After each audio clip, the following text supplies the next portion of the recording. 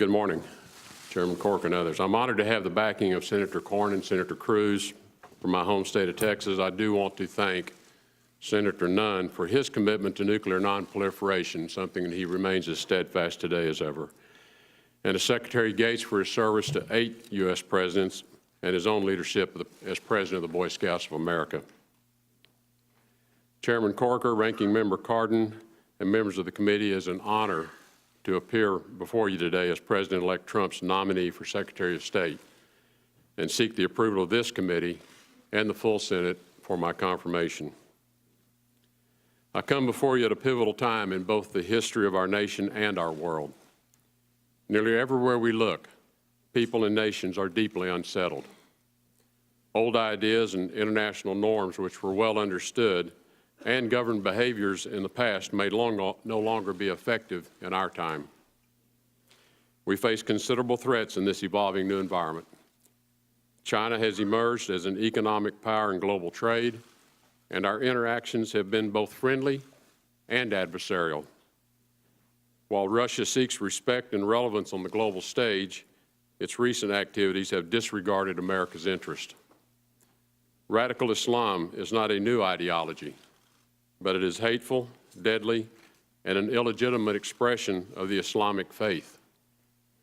Adversaries like Iran and North Korea pose grave threats to the world because of their refusal to conform to international norms.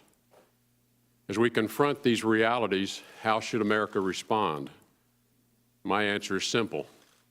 To achieve the stability that is foundational to peace and security in the 21st century, American leadership must not only be renewed, it must be asserted.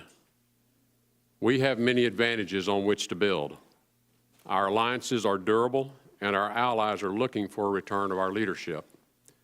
Our men and women in uniform are the world's finest fighting force, and we possess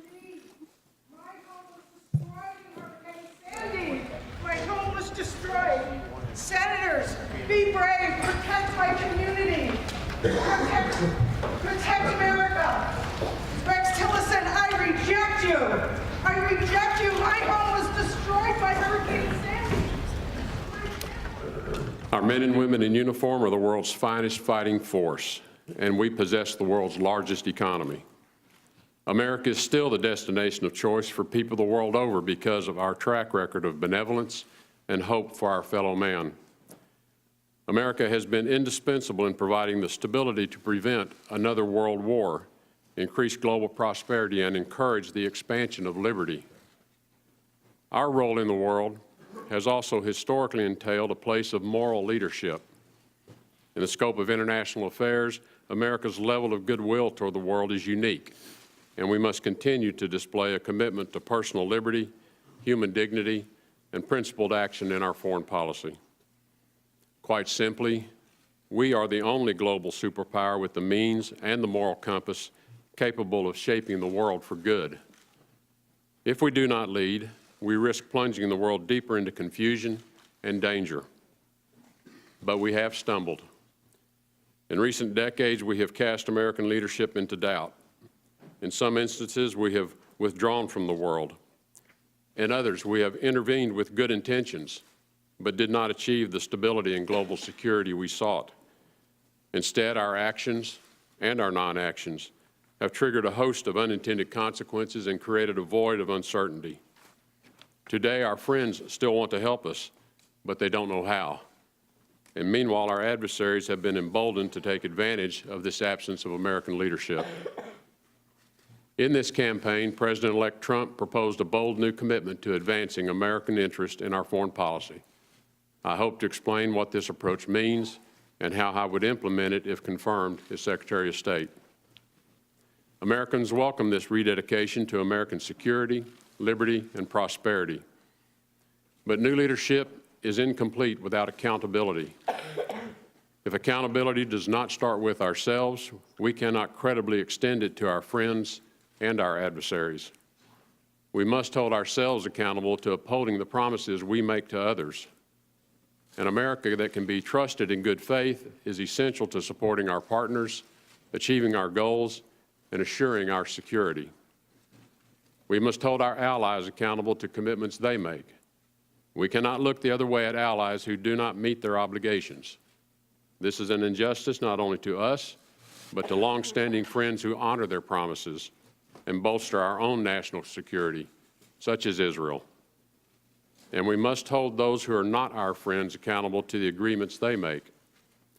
Our failure to do this over the recent decades has diminished our standing and encouraged bad actors around the world to break their word. We cannot afford to ignore violations of international accords, as we have done with Iran. We cannot continue to accept empty promises like the ones China has made to pressure North Korea to reform, only to shy away from enforcement. Looking the other way when trust is broken only encourages more bad behavior, and it must end. We cannot be accountable, though, if we are not truthful and honest in our dealings. As you are aware, my longstanding involvement with the Boy Scouts of America, one of our bedrock ideals is honesty. Indeed, the phrase, "on my honor," begins the Boy Scout oath, and it must undergird our foreign policy. In particular, we need to be honest about radical Islam. It is with good reason that our fellow citizens have a growing concern about radical Islam and the murderous acts committed in its name against Americans and our friends. Radical Islam poses a grave risk to the stability of nations and the well-being of their citizens. Powerful digital media platforms now allow ISIS, Al-Qaeda, and other terror groups to spread a poisonous ideology that runs completely counter to the values of the American people and all people around the world who value human life.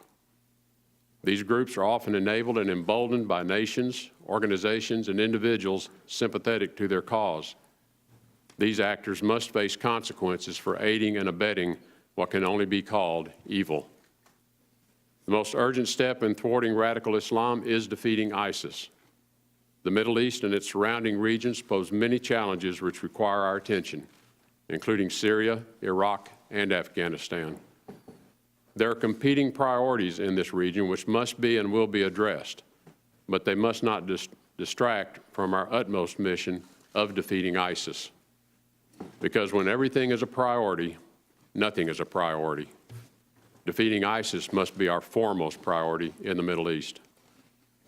Eliminating ISIS would be the first step in disrupting the capabilities of other groups and individuals committed to striking our homeland and our allies.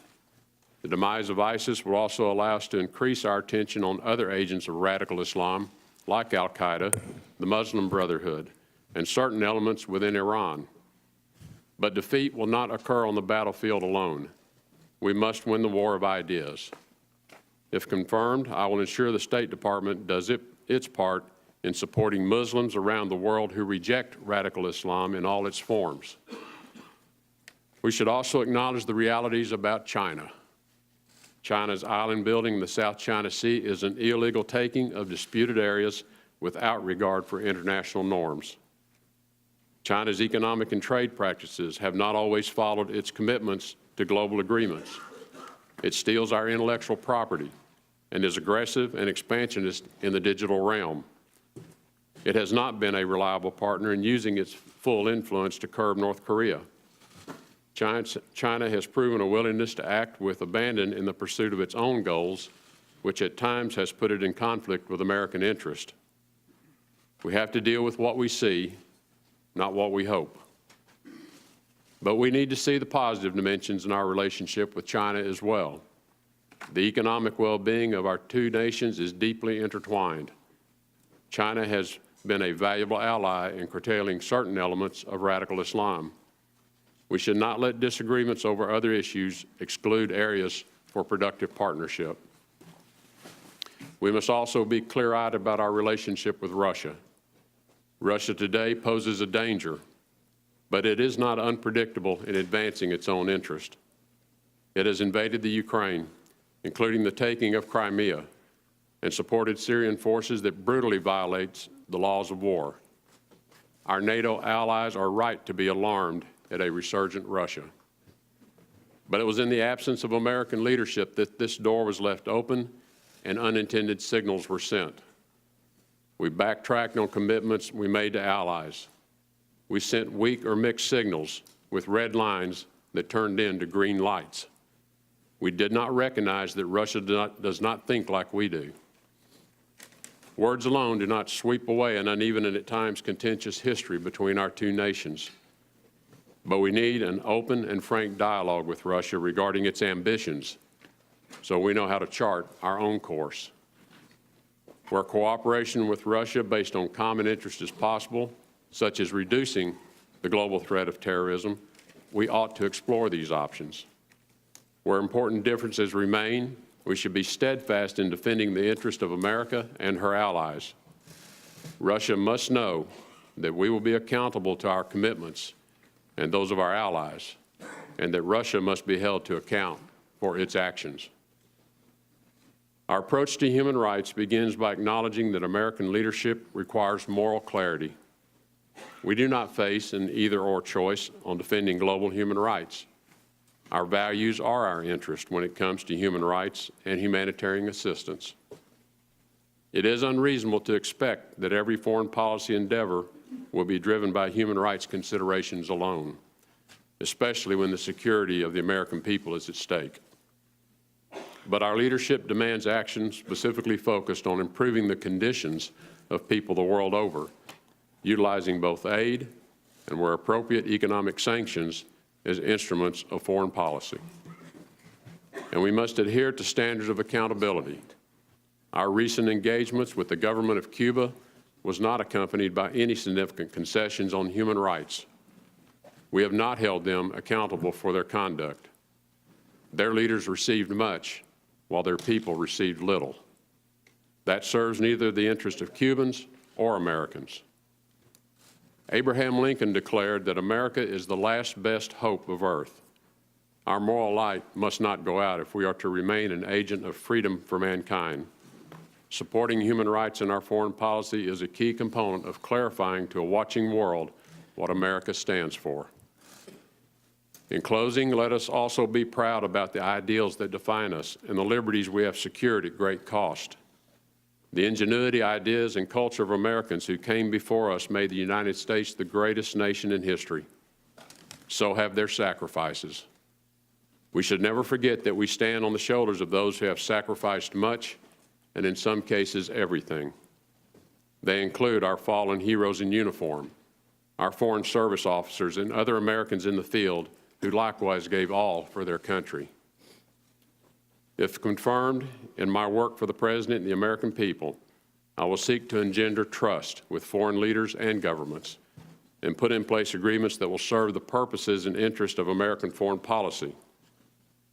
The Secretary of State works for the President and seeks to implement his foreign policy objectives. To do that, I must work closely with my cabinet colleagues and all relevant departments and agencies of the administration to build consensus. But let me also stress that keeping the President's trust means keeping the public trust. And keeping the public trust means keeping faith with their elected representatives. I want all the members of this committee to know that should I be confirmed, I will listen to your concerns and those of your staff and partner together to achieve great things for the country we all love. I'm an engineer by training. I seek to understand the facts, follow where they lead, and apply logic to all international affairs. We must see the world for what it is, have clear priorities, and understand that our power is considerable, but it is not infinite. We must, where possible, build pathways to new partnerships and strengthen old bonds which have frayed. If confirmed, I intend to conduct a foreign policy consistent with these ideals. We will never apologize for who we are or what we hold dear. We will see the world for what it is, be honest with ourselves and the American people, follow facts where they lead us, and hold ourselves and others accountable. I thank you for your time and look forward to your questions.